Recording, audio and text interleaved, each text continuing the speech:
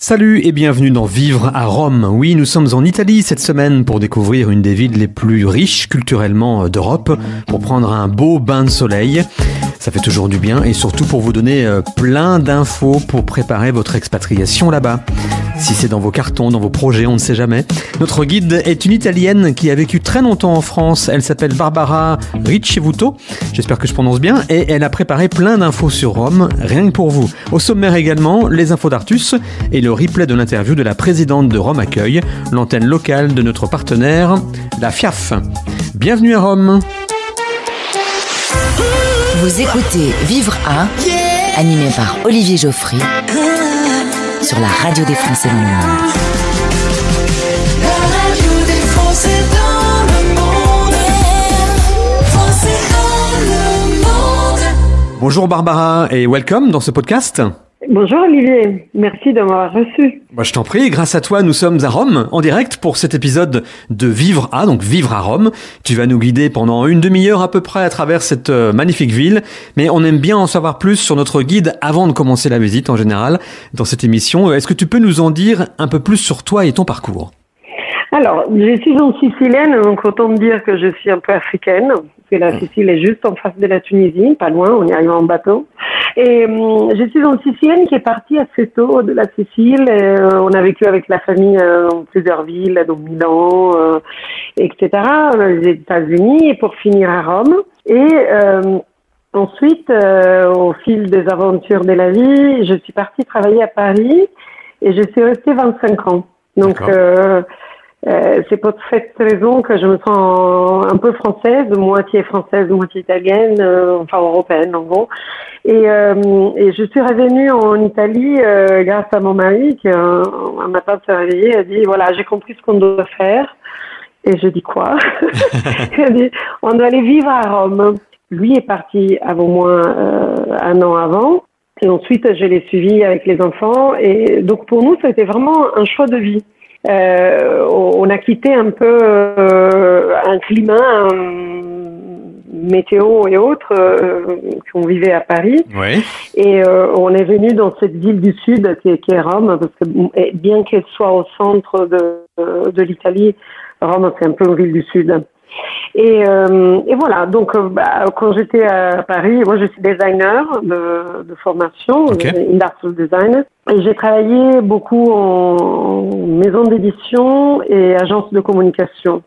Donc quand je suis rentrée à Rome, j'ai gardé certains clients étrangers, notamment au Moyen-Orient, pour lesquels je faisais du travail de communication et de marketing et de conseil. Mais après, au bout d'un certain temps, voilà, j'ai commencé à avoir envie de m'installer un peu plus et j'ai rencontré des Français ici et nous avons créé celle qui est devenue maintenant une start-up, une société qui s'appelle Weekend à Rome et qui travaille justement autour de la ville. Donc quelque part, je suis quelqu'un de très concerné par cette ville et on est au bout de 7 ans ici, on est tous encore très amoureux de la vie ici et de la richesse d'œuvres d'art que cette ville nous offre. Très bien. Alors donc, quand on passe 25 ans à Paris et qu'on rentre au pays, c'est un choc au système ou c'est un retour aux sources, ou les deux ? Alors, pour moi, ça n'a pas été un retour aux sources parce que bien que j'avais vécu à Rome, c'était pas ma ville, ni ma ville natale, ni la seule ville où j'avais vécu. Mmh. Et quand je suis revenue, les amis que j'avais ici, chacun avait sa vie.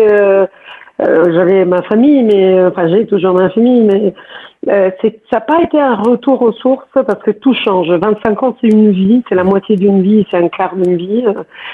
Et donc, on recommence tout à zéro. Et le fait aussi de revenir après une expérience à l'étranger, normalement, on recommence pas là où on est parti, on recommence à un autre endroit.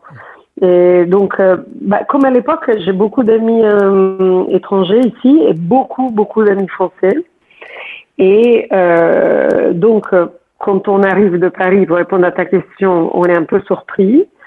On a une petite sensation d'insécurité pendant quelques temps parce qu'on voit justement que ce qui était les règles auxquelles on était tous soumis, elles sont chamboulées, les gens font rien.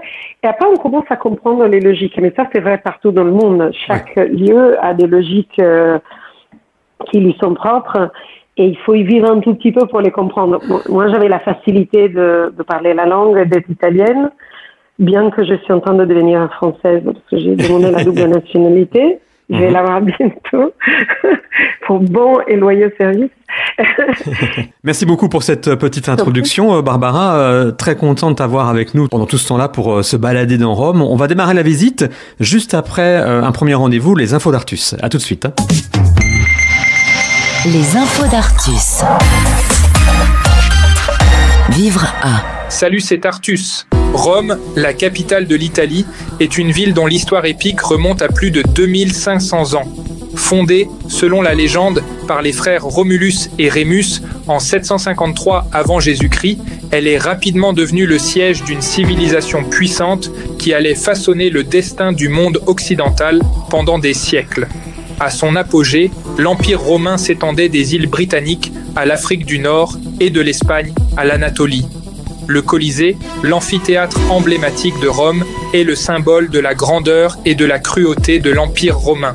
Construit au 1er siècle, il pouvait accueillir jusqu'à 50 000 spectateurs venus assister à des combats de gladiateurs, des chasses d'animaux et d'autres spectacles grandioses.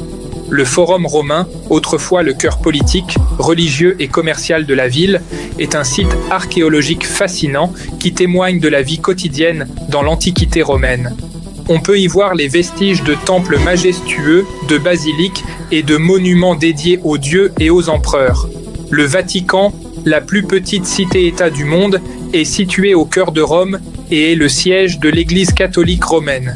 La basilique Saint-Pierre, chef-d'œuvre de l'architecture Renaissance, abrite les tombeaux des papes ainsi que la célèbre Pietà de Michel-Ange.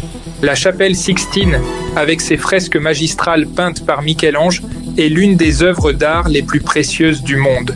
La fontaine de Trévi, une œuvre baroque spectaculaire, est l'une des attractions les plus visitées de Rome.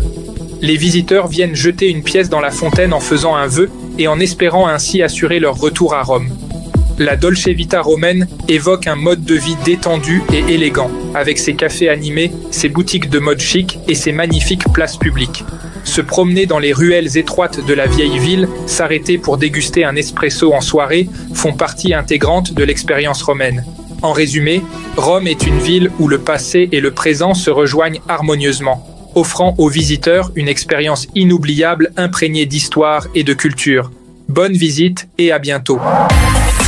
Retrouvez Vivre à en replay sur le site de votre radio, françaisdanslemonde.fr. Le groupe Vivre à Rome, s'il vous plaît. On se rassemble et on écoute. On s'y croirait presque. Ne manque plus qu'un parapluie ou quelque chose pour que les gens nous repèrent dans la rue.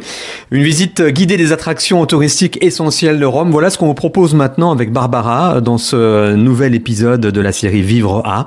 Et on commence par quoi, dis-moi Barbara? Qu'est-ce qu'on visite en premier quand on débarque à Rome? Alors, qu'est-ce qu'on visite en premier? Tout le monde visite le Colisée, Forum romain et Palatin. Bien sûr. Et les musées du Vatican. En réalité, nous, moi et l'équipe de Week-end à Rome, nous laissons nos clients choisir s'ils veulent faire les incontournables, qui sont le centre historique fait d'une certaine manière, Fontaine de Trévi, Place Navone, Place d'Espagne, etc.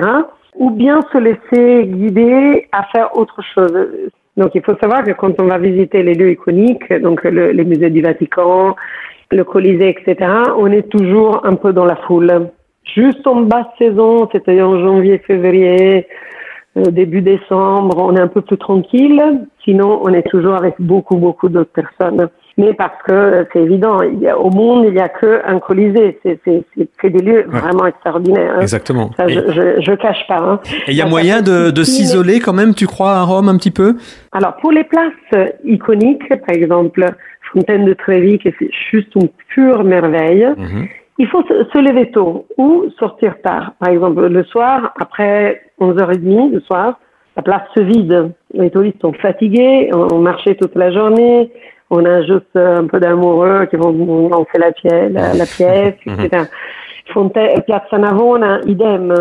Donc, il faut pas hésiter. Se lever tôt un matin, c'est pas grave. On se lève tôt pour aller bosser. On peut se lever tôt pour vivre la beauté extraordinaire de ces lieux. Parce que Piazza Navone ou Place Navone, par exemple, c'est un lieu mais fantastique. On a les œuvres de Bernini, de Borromini sur la même place, le baroque. On a les traces de l'ancienne arène des Jeux. Et donc, Rome a ça de particulier que c'est même quand on visite une place baroque, en réalité, on voit les ruines, parce que quand on peut descendre sur la Piazza Navona, on voit les ruines romaines. Donc, c'est vraiment la stratification des siècles, c'est notre mémoire collective et c'est aussi le lien très fort avec la Grèce antique, tout ce que parce que les Romains anciens ont eu cette capacité d'absorber cette culture, d'absorber les cultures autochtones. Par exemple, il y avait les Étrusques. D'ailleurs, à Rome, il y a un très très beau musée étrusque qui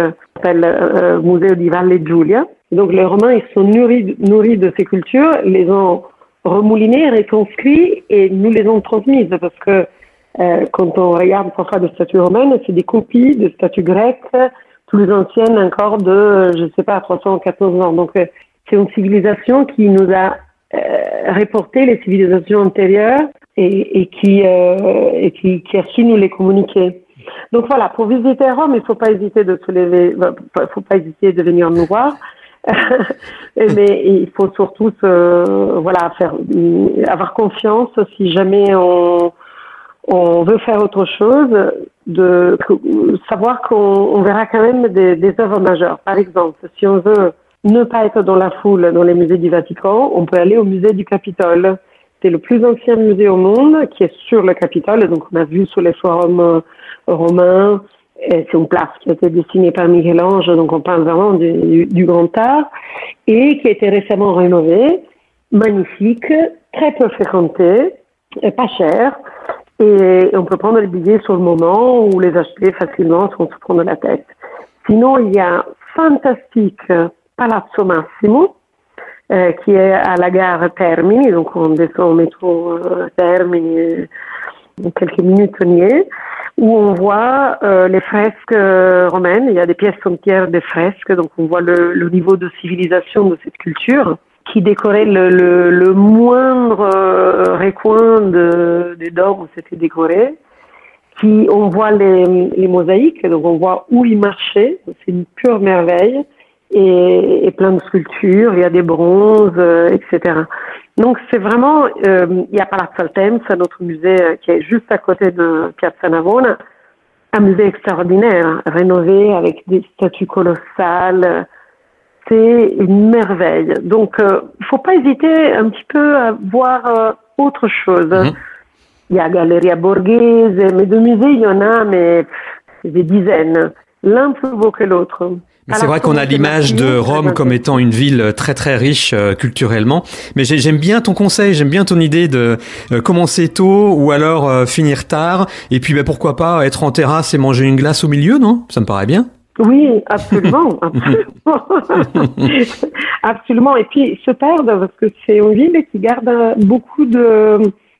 encore beaucoup de vieilles boutiques avec des petits vieux tremblotants qui vendent la quincaillerie, tout ça en plein centre. Je veux dire, par rapport à Paris, par exemple, dont le centre historique et le centre, enfin la ville, désormais tout investi soit par des chaînes, soit par des boutiques très chics, de marque ou gérées, ou alternatives. Mais enfin, il n'y a plus la petite boutique avec la vieille dame qui refait les fauteuils.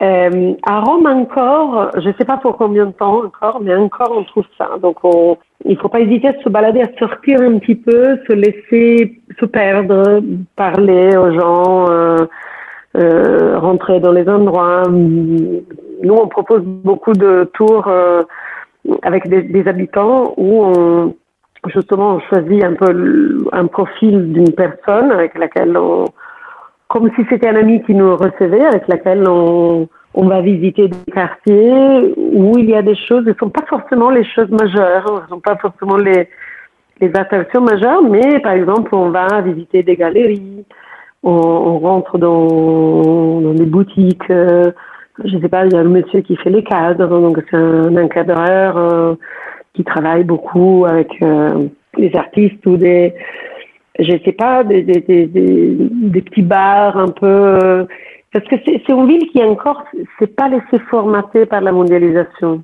On y arrivera aussi ici parce que personne n'y résistera, mais on a encore quelques années devant nous comme ça, de vie un peu plus libre. Donc c'est le moment d'en profiter, quoi. C'est ça que tu es en train de nous dire. Oui, de profiter, mais de ne pas hésiter à éventuellement ne pas regarder, lire, voir tout ce qu'il y a sur les guides. Je pense que c'est une ville qui mérite aussi qu'on s'éloigne. Et c'est pas grave si on a vu que le Colisée de l'extérieur, et après on a passé par exemple quelques heures dans le quartier de Garbatella, qui est un peu à l'extérieur, parce qu'il y a beaucoup de street art à Rome, dans certains quartiers périphériques, et qui est vraiment intéressant. Il y a plein de guides, si on veut y aller seul, il y a plein de guides, ou sur Internet, on trouve des itinéraires. Et parce que comme ça, on rentre un peu en contact avec les gens aussi. On peut prendre des glaces dans des endroits où sont touristes, on peut tester. On mange beaucoup dans la rue à Rome, par exemple, donc faut pas hésiter à tester, essayer, demander aux gens du coin. Les gens sont toujours contents de donner des conseils. Alors justement, et puis, à propos de conseils, donc ça j'ai bien compris, tu le proposes pas mal à tes clients au travers de ton agence et de ton site web Week-end à Rome, et sans dévoiler trop de choses, hein, bien sûr, on en parlait quand on préparait cette émission tout à l'heure. Est-ce que tu as toi des coups de cœur, des bonnes adresses? Qu'est-ce que tu fais toi pour te poser à Rome par exemple? C'est une terrasse, c'est la visite de quelque chose, tu prends un peu de hauteur, ton top 3 des choses que tu préfères faire à Rome? Alors, bon, il y en a pas 3, il y en a 10 000, mais parce qu'à Rome, moi, par exemple, j'aime beaucoup aller sur le Tibre. Eh ben, à propos du Tibre, il y a une très belle péniche qui s'appelle la Bahia, c'est une péniche à quai. On peut y aller même rien que pour boire un verre, c'est très sympa, pour dîner. Sinon, nous, on dîne beaucoup entre amis, on y envoie nos clients à la Trattoria Polese, qui est dans le centre, pas loin de Castel Sant'Angelo. Et c'est une trattoria familiale. Moi, je cherche toujours des endroits où, dans la limite du possible, qui sont tenus par des familles qui appartenaient au père, au grand-père. C'est typique italien, le fait de transmettre son entreprise à ses enfants. Et par exemple, j'aime beaucoup traîner dans le quartier de Campo dei Fiori, mais c'est très touristique, mais je vais beaucoup parce que ma sœur habite là-bas. Donc j'ai tous les bons tuyaux, et je peux vous dire que par exemple un verre chez Vinic, en face du Palazzo Farnese, donc le siège de l'ambassade, s'impose. Et malheureusement aujourd'hui il y a les échafaudages. Sinon, aller manger la boulangerie à Campo dei Fiori. Il y a une boulangerie qui fait angle à côté d'un restaurant qui s'appelle la Carbonara, qui est aussi bon. Et dans cette boulangerie, vous rentrez, vous prenez juste la pizza rossa, rien que ça. C'est la pizza typique romaine qu'on donne aux enfants pour le goûter de l'après-midi. Sinon, vous pouvez aller prendre les souplis à côté de la rue du Pied di Marmo. D'ailleurs,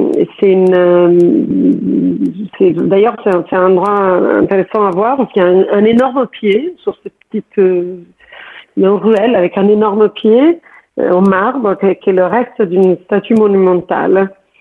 Et voilà. Et sinon, nous avons récemment découvert les thermes romaines de l'hôtel Six Senses. Le Six Senses, c'est un hôtel 5 étoiles, magnifique, etc. Mais les thermes sont abordables et c'est vraiment les thermes romaines. C'est-à-dire, on a le calidarium, le frigidarium et le tepidarium. C'est-à-dire eau chaude, tiède et froide. On a la mame, le sauna. Et ça, on aime bien y aller, même entre amis. La typologie de bain, c'est un parcours de bain romain.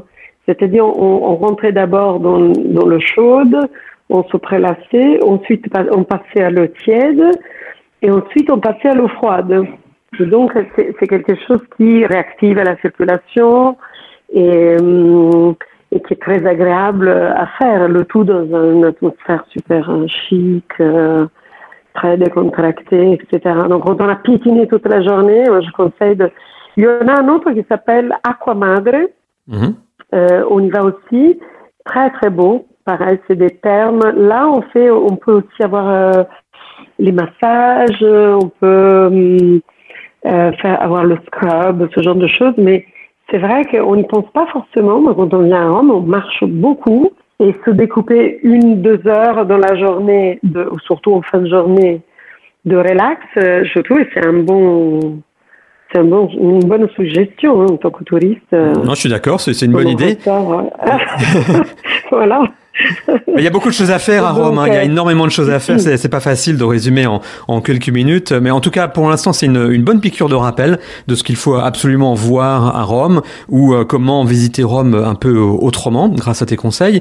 Et puis c'est pas fini, dans quelques minutes on va s'intéresser à tout le reste, l'aspect culturel, comment mieux s'intégrer, comment créer une entreprise aussi là-bas, toutes les questions qu'on se pose un peu dans chaque épisode, mais qui sont importantes pour mieux comprendre là où vous mettez les pieds en gros en arrivant. Mais d'abord, c'est la rediff, notre replay podcast avec notre partenaire la FIAF et Gauthier pour l'interview de la présidente de Rome Accueil. 10 minutes.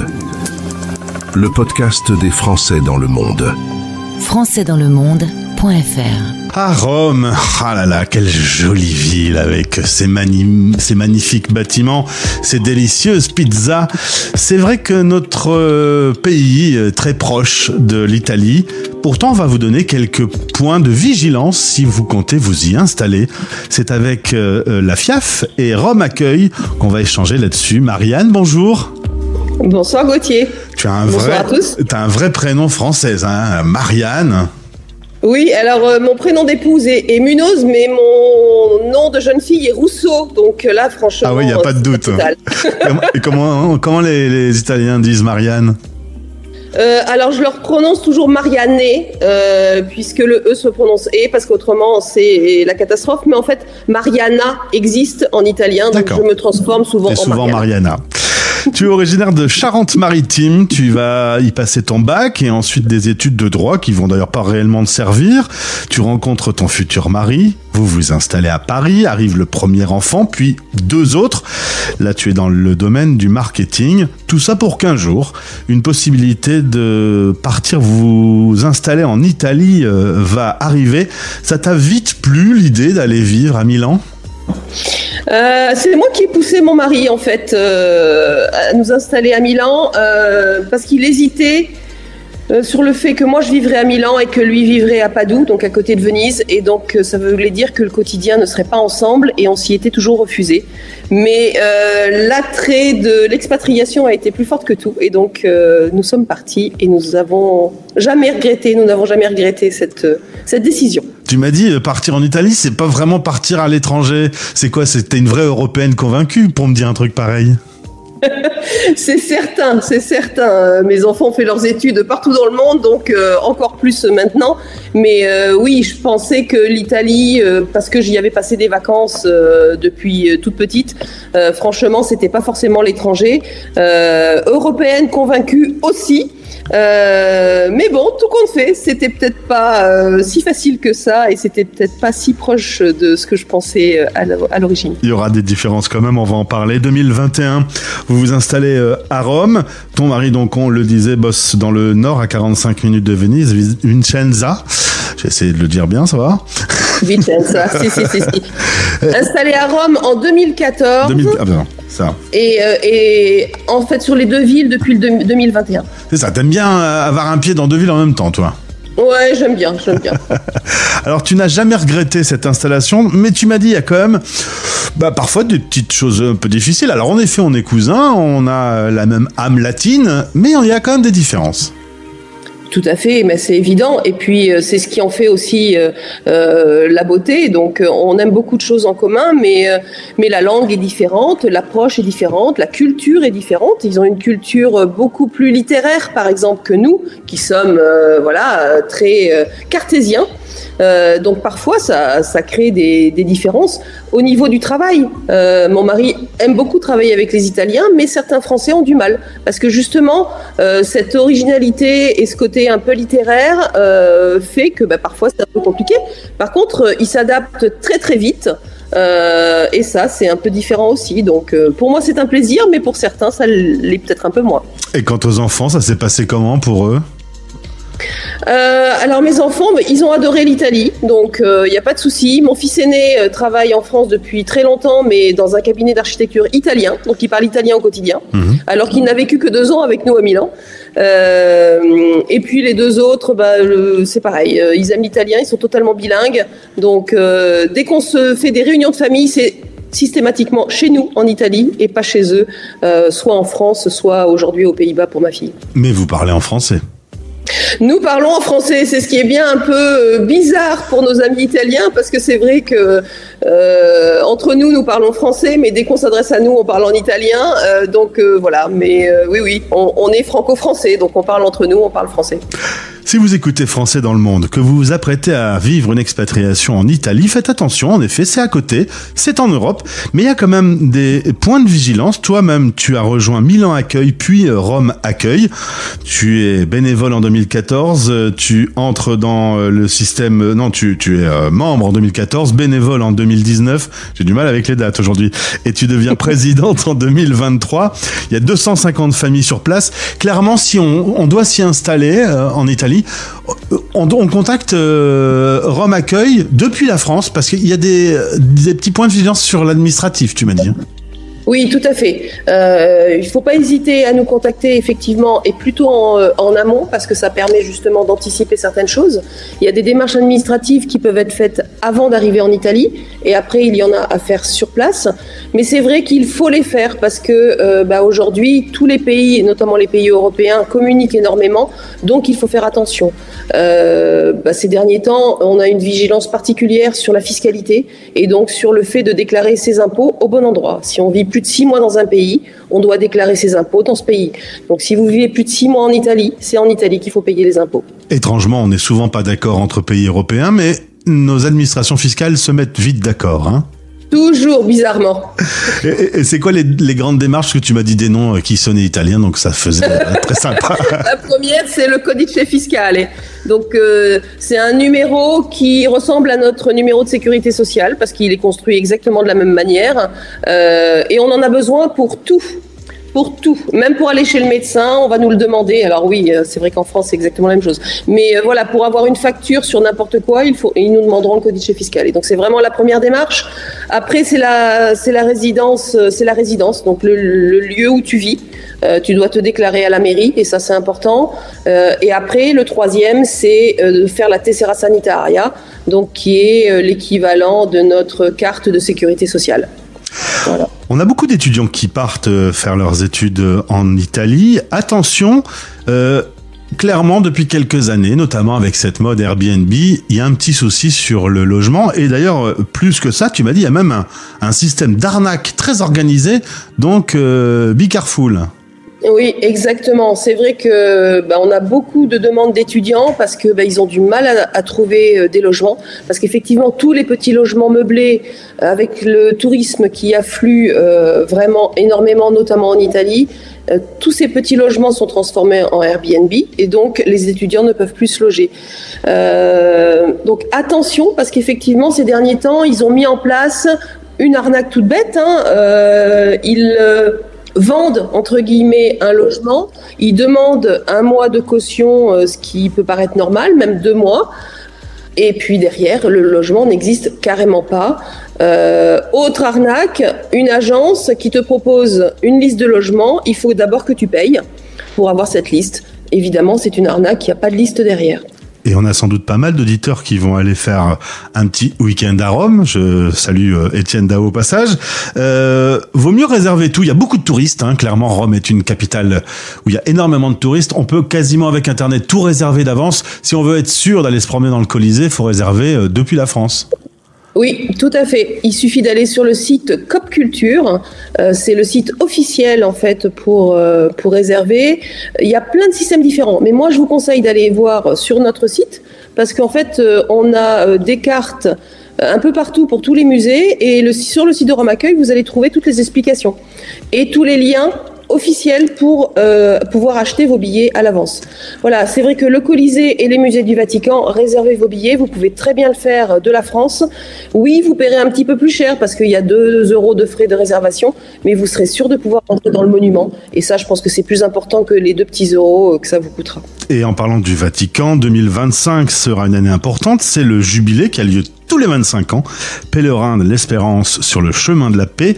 Là, vous êtes certain de vivre pendant quelques semaines dans une ville blindée sur blindée, ça va être très chargé.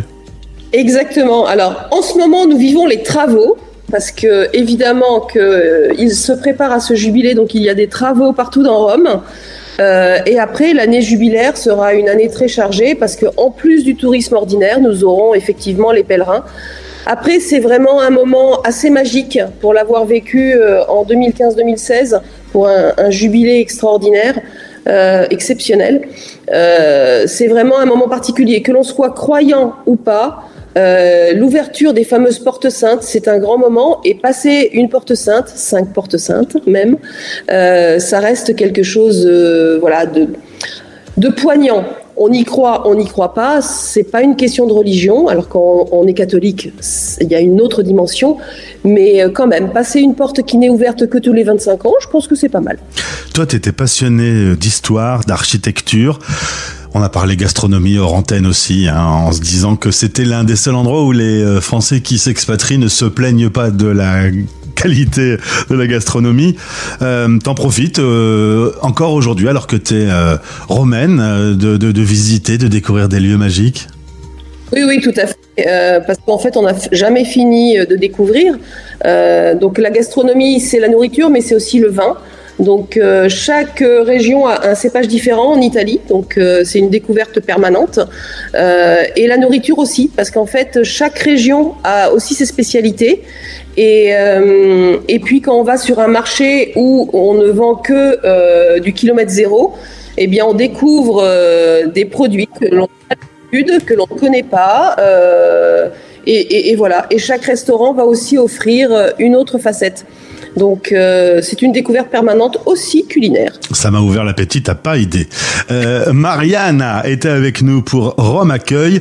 Le principal élément à retenir, c'est que si vous allez vivre là-bas, vous contactez les équipes de Rome Accueil. On salue d'ailleurs au passage tous les bénévoles, je pense que ça leur fera plaisir, qui t'aident et qui font vivre la communauté francophone dans cette capitale. Exactement, sans bénévoles, pas de Rome Accueil, donc sans bénévoles, il n'y a pas d'association, et donc effectivement, il faut les remercier parce que c'est grâce à eux que l'on peut faire tout ce que l'on fait et tout ce que l'on propose. Eh bien, tu leur fais une tournée de pizza de notre part. Avec grand plaisir. Merci beaucoup pour ce moment. À bientôt. Au revoir Gauthier, merci. Français dans le monde. Vous écoutez Vivre à Rome avec notre guide fil rouge Barbara qui vit sur place depuis pas mal d'années maintenant, 7 ans, et puis qui de toute façon est italienne et qui en plus a fondé le site web Week-end à Rome dont on parlait tout à l'heure, une agence pour découvrir Rome autrement. Ça tombe bien, c'est ce qu'on essaie de faire dans chacun des épisodes de Vivre à, découvrir la ville autrement. Alors là, maintenant, on va plus s'intéresser à l'aspect culturel. Et ma première question pour toi, Barbara, par rapport à ça, ça ressemble à quoi de vivre à Rome? Comment sont les habitants, par exemple? Alors, les habitants sont bruyants, très sympathiques. Au quotidien, on vit beaucoup de communication avec les autres. Je venais de Paris et j'étais habituée à beaucoup de retenues. J'habitais dans le centre, mais j'achetais le pain toujours à la même boulangerie, mais à peine ils me reconnaissaient. Quand on arrive à Rome, on est tout de suite dans un autre bain. Donc les gens te parlent, te font des cadeaux dans les boutiques, te sollicitent, etc. Après, quand on se fait des amis, tout le monde est assez cordial et les gens sont très curieux, sont très contents qu'on vienne vivre dans leur ville. Mais on découvre aussi des différences. Moi, j'étais partie assez jeune de cette ville, et dans chaque ville en Italie, c'est différent. Donc là, je parle que de Rome, mais l'Italie a des particularités vraiment aussi dans la vie sociale. À Rome, les amis, on les voit beaucoup à l'extérieur, c'est-à-dire nous, on a toujours beaucoup invité chez nous, souvent les Romains. Mais ils nous invitaient très peu chez eux et on comprenait pas pourquoi. À la fin, on a compris. c'est que tout simplement, les gens se voient au restaurant, etc. Ils sont très contents quand tu les invites. Et du coup, les dîners, en revanche, sont vraiment une vraie tradition parisienne, les dîners en ville. On les fait plus avec les amis étrangers. Donc, on a beaucoup d'amis étrangers ou les amis français. Et les Italiens, bon, on les invite, mais on s'attend pas d'être invités. Et après, il y a beaucoup d'activités à faire en plein air. Par exemple, j'ai commencé à faire de l'aviron ici, sur le Tibre. Et c'est une activité qui m'a... Maintenant, je suis accro, je peux plus arrêter. Et c'est très sympa, donc ça n'arrête pas de faire des grillades avant, après les compétitions, quand la saison change, quand il y a un anniversaire. Donc les gens sont très... On se voit beaucoup au café, on va boire un café, on se retrouve pour faire une promenade, on s'appelle à la dernière minute, c'est un peu comme ça. Alors une petite question sous forme de parenthèse quelque part. Est-ce que les provinciaux en Italie parlent de la même façon de leur capitale que les provinciaux en France? Bon, je fais des raccourcis, hein, mais qui disent souvent que à Paris c'est un peu agressif, c'est un peu le bordel, etc. Il y a toujours plein de monde, le service est pas terrible. Est-ce qu'il y a ce sentiment aussi des provinciaux italiens par rapport à Rome ou pas du tout? Non, parce que l'Italie a une histoire différente.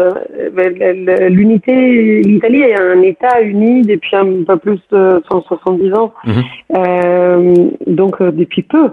Et il y a beaucoup de villes importantes. Par exemple, Rome, elle est importante parce que c'est le siège du Vatican, du gouvernement, de beaucoup de entreprises internationales. Mais par exemple, le cœur économique à Milan et Turin. Oui. Donc à Milan, nous avons tous les journaux, etc. Après, nous avons d'autres villes très importantes. Florence est petite, mais très importante. Naples est plus grande, est très importante. Palerme en Sicile est très importante. Après, on a toute l'Italie. Il y a Venise pour le tourisme. Toute l'Italie est un tissu de réalités différentes. Et avant l'unité de l'Italie, on parlait aussi des langues différentes. Donc, c'est pour ça que les Italiens parlent avec les mains. On ne se comprenait pas entre nous. Soit on parlait en latin, soit on parlait des dialectes plus ou moins bien compréhensibles par les autres. Donc, il n'y a pas l'effet Paris et la province. Ouais. Donc, Rome et la province, oui, il y a ceux qui habitent à la campagne.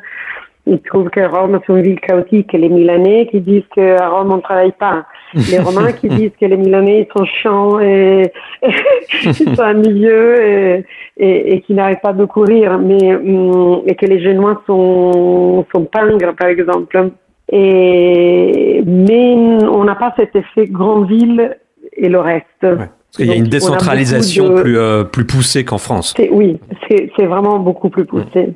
Alors si on se met dans la peau maintenant, pour continuer un petit peu dans le sujet de comment sont les habitants, comment mieux s'intégrer, etc. Si on se met dans la peau d'un Français expatrié qui a décidé d'aller à Rome, est-ce qu'il y aurait une façon, c'est une question que je pose toujours, de s'intégrer plus, alors facilement, je sais pas, mais plus rapidement, de mieux comprendre les comportements avec quelques conseils que tu pourrais nous donner, par exemple, dans un cadre professionnel, notamment? Dans un cadre professionnel, c'est sans doute s'adresser aux associations locales du pays de provenance. Donc, moi, venant de la France, la première chose, je me suis adressée à Pontevia, qui est l'association professionnelle, donc le réseau professionnel à Rome. Okay. Et par ce biais, j'ai rencontré des personnes et avec lesquelles aujourd'hui je travaille, par exemple. Et la première chose que tout le monde, tous les émigrés, parce que quelque part, je revenais dans mon pays, mais j'étais un peu une émigrée de la France, parce que j'avais vécu quasiment que en France, donc je savais plus travailler. Et dans le sens où je savais plus travailler, je ne connaissais par exemple, non. On travaille un peu en France quand même, hein? Oui. Non, mais je ne connaissais pas les spécifications techniques comme comment ça s'appelle un cabis en italien, comment ça fonctionne la comptabilité. Moi, par exemple, j'ai créé une entreprise, j'ai fondé une société. Comment on fait? Donc, je suis tout simplement allée voir des gens à Pontevia, je suis allée voir un expert comptable, j'ai connu par un autre réseau, et j'aurais dit, bon, moi je connais ce pays, mais je le connais pas quelque part, pour ne pas y avoir beaucoup travaillé. Donc, comment on fait? Et finalement, quand on est honnête, on trouve toujours des gens qui sont prêts à vous aider. Il faut demander de l'aide et essayer de demander aux bonnes personnes. Et c'est ça. Et ça a été un parcours compliqué pour toi de créer ta société en Italie? Ça a été compliqué parce que on l'a créé juste avant le Covid. Ah oui. Ouch. Une semaine avant, on avait. Donc sinon ça aurait pas été compliqué. En fait, quand le Covid est terminé, on a commencé un petit peu à travailler. Et puis de plus en plus, et puis on s'est lancé. On a commencé à travailler pour des grandes entreprises comme Hermès, Lacoste, Engie, etc. Et on s'est lancé assez vite, mais on n'aurait pas eu le Covid, probablement ça aurait été tout beaucoup plus simple. Hein. Mais disons, on s'est installé dans un secteur qui est en croissance en Italie, le secteur du tourisme, hein, partout, hein, dans toutes les villes. Donc il y a de quoi faire. Hein. Donc oui, c'est difficile parce que monter une entreprise est toujours difficile. On crée quelque chose, mais c'est passionnant, c'est extrêmement passionnant. On a l'image de l'Italie comme pour la France d'ailleurs, hein, d'un pays assez administratif, assez lourd administrativement. C'est toujours le cas, même pour monter une start-up? Ah oui, c'est toujours le cas, bien sûr. Mais je pense que c'est pas des choses qui doivent freiner quelqu'un qui a envie d'entreprendre. Parce que, encore une fois, on demande à ceux dont c'est le métier de te conseiller. Ça a un petit coût, mais ça achète aussi la sérénité. En Italie, il y a beaucoup de solutions pour contourner, pour se faire aider. Par exemple, quand on demande la résidence, ça paraît assez compliqué. Puis on découvre qu'il y a des gens qui peuvent t'aider. Il faut, par exemple, en Italie, pour avoir accès à l'administration publique, etc., on a besoin d'un numéro qui s'appelle le SPID. Et c'est un truc que si on essaie de le faire tout seul, c'est très compliqué. Il y a des kiosques dans la ville où ils vendent des journaux, mais ils font fi, ils délivrent des papiers, ils t'aident à avoir ce numéro. Il faut pas venir avec l'idée de la France où tout est bien expliqué au départ. Ici, tout est mal expliqué au départ, mais il y a 10 000 solutions. Beaucoup de figures professionnelles, de gens qui, pour pas grand-chose, peuvent t'aider à faire plus rapidement, etc. Donc, c'est comme ça. Mais après, une fois qu'on a lancé les paperasses, etc., on n'y pense plus et on travaille, je veux dire... Il y a toujours moyen, de toute façon. Il y a toujours moyen. Il y a toujours moyen. Et puis, on est pugnace. Très bien. En tout cas, merci beaucoup, Barbara, pour cette balade à Rome de l'intérieur. Je pense que c'est le meilleur moyen de vraiment découvrir cette ville à tout point de vue. Une ville qu'on croit d'ailleurs souvent connaître, hein, nous Français, mais là on a vraiment les bonnes infos désormais pour l'aborder de la vraie façon, je pense. Belle continuation là-bas à Rome pour toi et toute ta famille. Et puis à bientôt pour en reparler. À bientôt, avec plaisir. Merci. C'est confirmé, c'est une belle destination Rome et je pense clairement qu'elle devrait être au minimum dans le top 5 de votre bucket list des villes où vous envisagez de vous expatrier. À vous de décider maintenant que vous avez un petit peu plus d'infos et la majeure partie des clés pour y aller.